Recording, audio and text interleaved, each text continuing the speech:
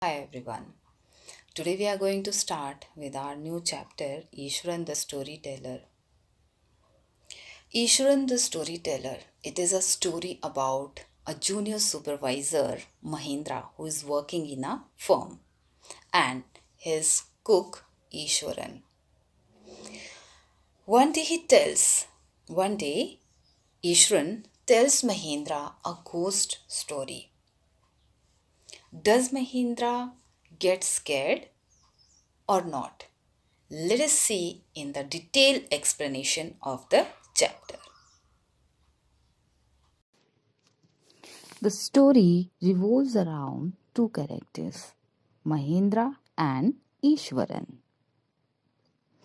Mahindra was a junior supervisor at a firm which required him to travel and oversee the different construction sites.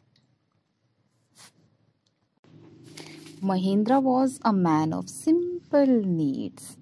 Because of this, he could adapt to the variety of conditions. Ishwaran, Mahindra's cook, followed him everywhere. He cooked delicious food, ran a tidy and efficient household work, and could tell the most entertaining stories at bedtime. After completing his day's chores, Ishwaran would have his lunch with relish. After lunch, Ishwaran would read for some time before taking his nap, a little sleep. From his favorite Tamil thriller novels, Ishwaran learnt how to describe an event widely and to effectively capture his audience attention towards him. So, whenever Ishwaran would narrate a story, he would work in suspense and a surprise ending in order to keep the audience on their toes. Ishwaran had a willing ear in Mahindra, who would sit in his cane chair and listen to his stories uncomplainingly. Means he enjoyed it. One of the stories he narrated was an escaped elephant. This elephant entered his hometown, smashing all the market stalls everywhere. Then he entered the school building and started destroying the things here and there. The teacher and the students ran up to the roof in panic. As they watched in terror, Ishwaran suddenly grabbed a cane from teacher and ran outside. The mad elephant was stamping and kicking around. Ishwaran was scared but slowly advanced on the elephant. As the elephant charged at him, he swung the cane and hit its third toe. Stunned, the elephant collapsed. Ishwaran at this point stopped narrating and jumped up to the warm dinner.